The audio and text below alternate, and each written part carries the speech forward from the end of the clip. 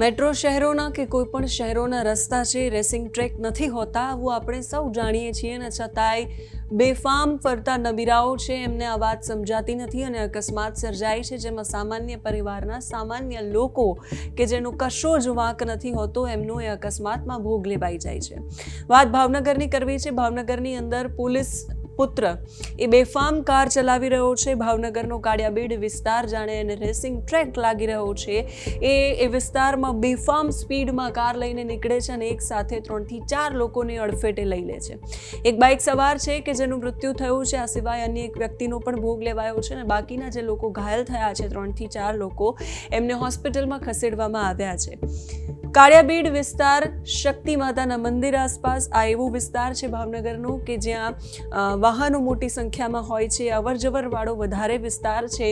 એ વિસ્તાર કે જે શૈક્ષણિક ધામ તરીકે પણ ઓળખાય છે, બહુ જ બધા ટ્યુશન ક્લાસીસ અને બાકી બધી જ જે સંચાલકો કોચિંગ ક્લાસીસ છે એ ત્યાં આવેલા છે અને એ વિસ્તારની અંદર પોલીસનો દીકરો છે એ કાર લઈને નીકળે છે। કાર લઈને નીકળે છે એમાં કોઈ વાંધો નથી, પણ એ કાર લઈને નીકળ્યા પછી પિતા પોલીસમાં છે એટલે જાણે એને કશું જ થવાનું નથી અને એનું કોઈ કશું જ ઉખાડી નથી લેવાનું, આવા એ માનસિક ભાવો સાથે ભાવનગરના એ કાળિયાબીડ વિસ્તારના રસ્તાઓ પર નીકળે છે અને બેફામ સ્પીડમાં કાર ચલાવે છે।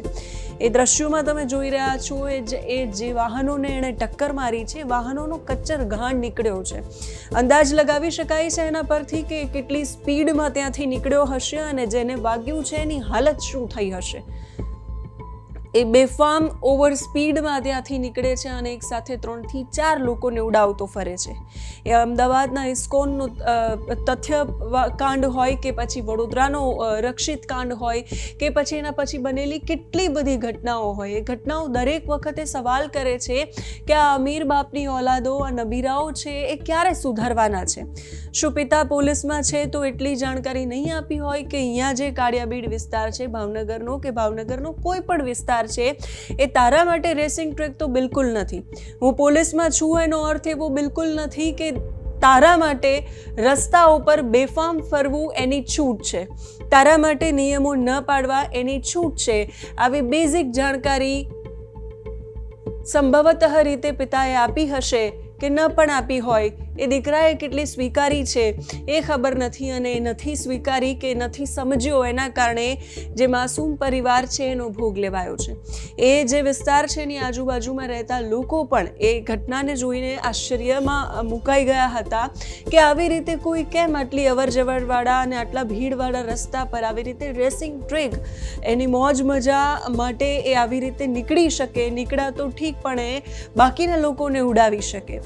આખી જે ઘટના બની છે ત્યાંના સ્થાનિક શું કહી રહ્યા છે અને સાથે પોલીસ કર્મચારી શું કહી રહ્યા છે એ સાંભળીએ।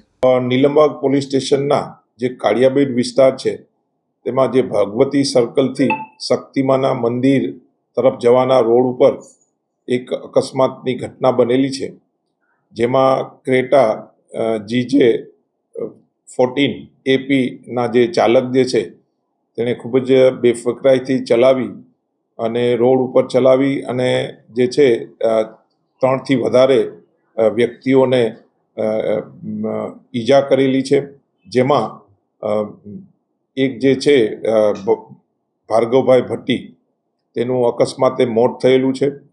બાદમાં જે ચંપાબેન જે છે તેનું સારવાર દરમિયાન મૃત્યુ થયેલું છે અને 2 જે છે ઇન્જર્ડ થયેલા છે। પોલીસ દ્વારા જે આ કામના જે આરોપી જે છે તેને પોલીસ સ્ટેશન લાવેલા છે અને પોલીસ દ્વારા આ કામે ફરિયાદ લેવાની કાર્યવાહી હાલમાં ચાલુ છે। સાહેબ, આ ઘટનામાં કોઈ 2 કાર ચાલક વચ્ચે રેસ લાગી હતી કે તે માત્ર અફવા છે? આ બાબતે જે છે તે વિસ્તારના જે શક્તિમાનું મંદિર અને ભગવતી સર્કલ જે છે તેના CCTV જોવાની હાલમાં કામગીરી ચાલુ છે, પણ પ્રાથમિક સ્ટેજે ત્યાંના જે સાહેદો તેની વ્યક્તિગત પૂછપરછ કરતા આ કામનો જે ડ્રાઈવર જે છે તેણે બેફિકરાઈથી ચલાવી અને આ એક્સિડન્ટ થયેલાની હકીકત હાલમાં ધ્યાન પર આવેલી છે। આ કામે નીલમબાગ PI શ્રી ફરિયાદીને બોલાવી અને ફરિયાદ લેવાની કામગીરી હાલમાં ચાલુ છે। સર, એવી પણ વાત સામે આવી છે કે જે આરોપી છે જેને તેના પિતાને જાણ કરી હતી કે તેના પિતા છે તેને જાગૃતતા દાખવી સૌપ્રથમ પોલીસ કંટ્રોલને પણ વર્દી આપી દીધી હતી કે મારા દીકરાએ આવો અકસ્માત કર્યો છે અને પોલીસ સ્ટેશનમાં તેને હાજર પણ કરી દીધો હતો. શું છે વિગત? એ વાત સાચી છે. આ કામના જે ડ્રાઈવર જે છે હંસરાજ, તેણે જે છે તેના પિતાશ્રીને ફોન કરેલો, બાદમાં કંટ્રોલ રૂમમાં અને પોલીસ સ્ટેશને આ બનાવની ગંભીરતા જે છે તેની જાણ કરેલી. તેના જ હિસાબે આ કામના ભોગ બનનારને વહેલી તકે હોસ્પિટલ પહોંચાડી શક્યા અને જે છે આ કામનો જે આરોપી જે છે કહેવાતા તે બી પોલીસ સ્ટેશન હાજર થયેલા છે. આરોપી પોલીસ પુત્ર છે એવું જાણવા મળ્યું? હા, એનું નામ છે હર્ષરાજભાઈ છે અને એ તેના પિતાશ્રી જે છે તે પોલીસ ફોર્સમાં નોકરી કરે છે. બાળક પાસે લાયસન્સ હતું કે કેવું? હા, હર્ષરાજભાઈ પાસે જે છે લાયસન્સ છે. તમારું નામ? મારું નામ હિતેશ મલુકા છે. આજે ઘટના બની છે, શું ઘટના બની હતી અને કેવી રીતના ઘટના બની, શું માહિતી તમારી પાસે? હા, મારું નામ હિતેશ મલુકા છે અને અહીંયા કાળિયાબીડમાં જંજની સિટીમાં હું રહું છું. મારે ખાસ એટલું કહેવાનું છે કે આ જે રોડ છે, માનો કે ભગવતી સર્કલથી લઈ અને વિરાણી સર્કલથી લઈ અને અહીંયા જ્ઞાનમંજરી સ્કૂલ સુધીનો, તો આ રોડ જે છે એ ભાવનગર જિલ્લાનો હું માનું છું ત્યાં સુધી સૌથી મોટો રોડ છે. પણ મોટો રોડ છે એની સાથે સાથે આ જે વિસ્તાર છે એ શૈક્ષણિક વિસ્તાર છે. અહીંયા 7 થી 8 એવી મોટી સ્કૂલો કે જેની અંદર હજારો વિદ્યાર્થીઓ કે જે માત્ર ભાવનગર નહીં પણ આખા ગુજરાતમાંથી અને આખા દેશમાંથી અહીંયા વિદ્યાર્થીઓ ભણવા આવે છે. એટલે કે એકદમ રસવાળો એરિયા છે અને ઘણા બધા વિદ્યાર્થીઓ અહીંયા ભણવા આવતા હોય છે અને હોસ્ટેલમાં હજારોની સંખ્યામાં વિદ્યાર્થીઓ રહે છે. તો એની સામે વ્યવસ્થાની અંદર આ જે 2 કિલોમીટરનો રોડ છે એ રોડ પહોળો છે પણ કોઈ જગ્યાએ બમ્પ નથી અને કોઈ પણ જગ્યાએ આજે મોટા વાહનો પૂર સ્પીડની અંદર વાહનો નીકળતા હોય છે. આજે સાંજે ઘટના બની, શું બની? હા, આજે સાંજે જે હિટ એન્ડ રનની ઘટના બની છે ખૂબ જ દુઃખદદાયક છે. આ હિટ એન્ડ રનની જે ઘટના બની છે એના અંદર એક વૃદ્ધ મહિલા અને એક બાળકનું મૃત્યુ થયું છે.